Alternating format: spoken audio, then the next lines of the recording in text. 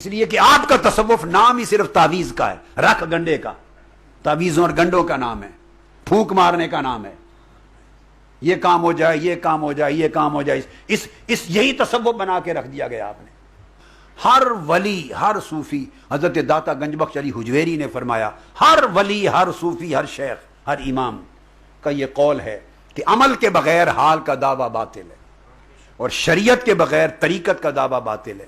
اس پورے سفر کو خیریت، عافیت اور سلامتی سے طے کرنے کے لیے تمام صوفیاء، اولیاء اور عرفاء کا اجماع ہے کہ اس سفر کو خیر، عافیت، سلامتی سے طے کرنے کے لیے سب سے زیادہ ضروری علم ہے۔ علم ہے۔ جو لوگ یہ سمجھتے ہیں کہ تصوف جہالت کے ساتھ اس کا کام چل جائے گا، وہ بہکاوے میں ہیں، گمراہی میں ہیں، مغالطے میں ہیں، وہ خود بھی دال ہیں، بھٹکے ہوئے ہیں، لوگوں کو بھی بھٹکائیں گے۔ کوئی تصوف بغیر علم کے نہیں ہے، علم صحیح کے، علم نافع کے، علم کامل کے۔ تو تصوف کو صحیح طریق سے چلانے، سلوک کو صحیح طریق سے چلانے، سلوک کے ہر مرحلے سے آگہی کے لیے علم چاہیے۔ علم حفاظت کرتا ہے۔ تو جب تک علم نہیں ہوگا تو پہچان کیسے ہوگی کیفیت کی؟ انوار آتے ہیں، انوار کے رنگ الگ ہوتے ہیں۔ اب کسی کو کیا خبر، جس نے چکھا ہی نہیں اسے کیا پتا کیلے کا ذائقہ کیا ہے اور آم کا ذائقہ کیا ہے، انار کا ذائقہ کیا ہے اور انگور کا ذائقہ کیا ہے؟ وہ تو بھینس کے آگے بین بجانے والی بات ہے نا۔ اب کوئی اس راستے پر چلے، ہمارے ساتھ ہم سفر ہو، کوئی اس راستے پر چلے اور سلوک کی منزلوں کے تقاضے پورے کرے، پھر وہ دیکھے گا کہ نور اترتے ہیں یا نہیں اترتے۔ پھر نور کا رنگ ہوتا ہے، کبھی نور کا رنگ نیلا ہے، کبھی پیلا ہے، کبھی سبز ہے، کبھی سیاہ ہے، طرح طرح کے نور کے رنگ آتے ہیں جو ظاہر ہوتے ہیں۔ پھر نور کے رنگ سے پتہ چلتا ہے کہ یہ کس عالم کا نور ہے، کہاں سے نور آیا ہے۔ پھر اس کے مطابق اذکار ہوتے ہیں۔ یہ ایک پوری دنیا ہے، ایک فن ہے، یہ ایک پورا فن ہے۔ آپ اتنی سی دوائی نہیں لے سکتے ڈاکٹر کی پرسکرپشن کے بغیر، چونکہ ڈاکٹر کے پاس علم ہے، آپ کے پاس نہیں ہے۔ ڈاکٹر کے پاس علم ہے، آپ کے پاس۔ کیمسٹ دوائی نہیں دیتا، وہ کہتا ہے یہ سر درد، نزلے، زکام کی حد تک نان پرسکرپشن میڈیسنز ہیں، اوور دا کاؤنٹر، یہ پڑی ہیں، لے جاؤ۔ اگر کوئی انفیکشن ہے، سیریس میٹر ہے تو نہیں، ڈاکٹر سے پرسکرپشن لاؤ۔ اگر جسمانی پرابلم سیریس ہو تو ڈاکٹر کی پرسکرپشن کے بغیر دوائی نہیں ملتی۔ تو روحانی میٹر اگر سیریس ہو جائے، اس کی پرسکرپشن کون دے گا؟ اس کے لیے علم چاہیے۔ اس علم کے بغیر پرسکرپشن نہیں آ سکتی، اس کے بغیر نہ تشخیص ہے نہ علاج ہے۔ اس لیے تصوف اور طریقت میں سب سے اہم بات علم ہے۔ جن لوگوں نے طریقت کو، تصوف کو کاروبار بنا لیا ہے، بزنس بنا لیا ہے، مال کمانے کا ذریعہ بنا لیا ہے، وہ مریدوں کے سامنے علم کی نفی کرتے ہیں۔ یہ جہالت کی انتہا ہے، اور خاص طور پہ بدقسمتی سے یہ سکہ پاکستان، ہندوستان، بنگلہ دیش کے خطے میں زیادہ رائج ہے، جہالت کا سکہ بنام تصوف۔ وہ کہتے ہیں علم تو علماء کا کام ہے، ہم تو حال والے لوگ ہیں۔ شاید حال لکھنا بھی نہ آئے ان کو، سمجھنا تو دور کی بات ہے۔ یہ میں نے جتنی تمہیدی باتیں آپ تک کی، ان سب باتوں کے لیے ایک علم چاہیے، یہ ایک فن ہے، اور اولیاء اللہ اور صوفیاء اس فن کے ماہر ہوتے ہیں۔ صوفیاء اور اولیاء اس فن کے ماہر ہوتے ہیں۔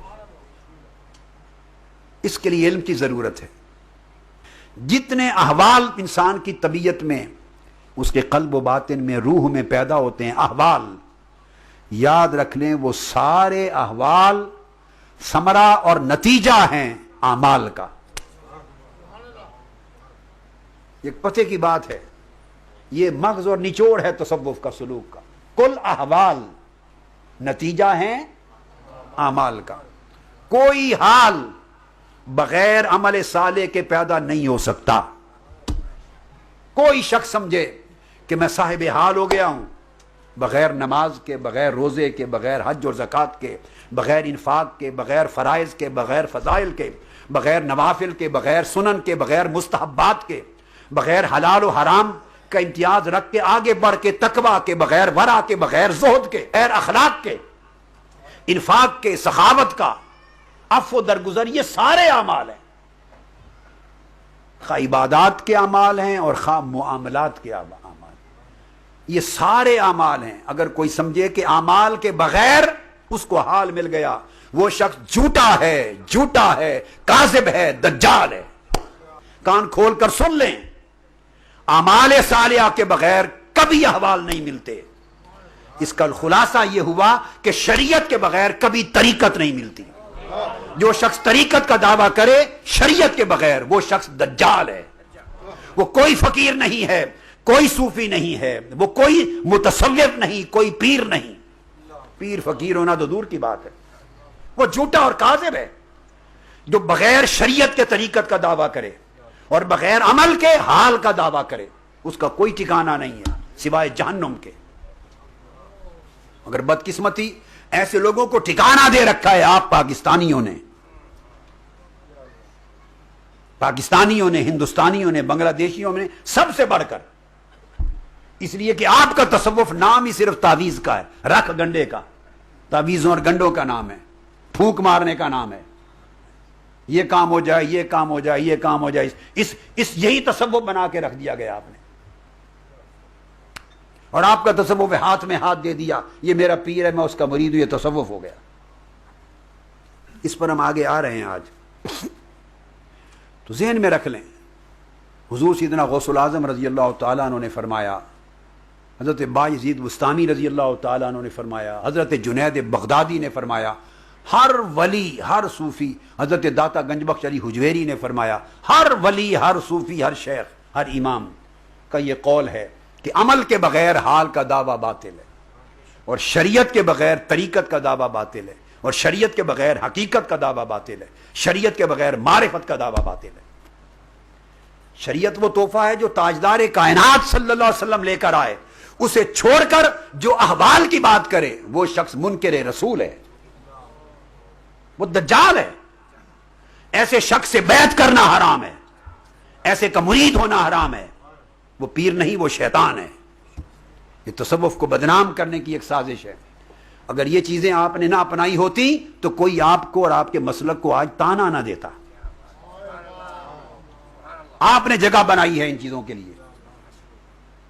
پیر کے نام پر ایسے مکار لوگوں کو گھروں میں گھساتے ہیں، وہ آپ کی بہنوں بیٹیوں سے پاؤں دبواتے ہیں، ٹانگیں دبواتے ہیں۔ طریقہ تو دور کی بات ہے، شرم بھی ختم ہو گیا، غیرت بھی ختم ہو گئی۔ اور یا اللہ یہ کرواتے تھے، شریعت کے سارے آداب ملوز رکھے بغیر، اعمال صالحہ کے سارے تقاضے پورے کیے بغیر نہ کوئی حال نصیب ہوتا ہے، نہ کوئی طریقت کا درجہ، نہ سلوک اللہ، نہ معرفت۔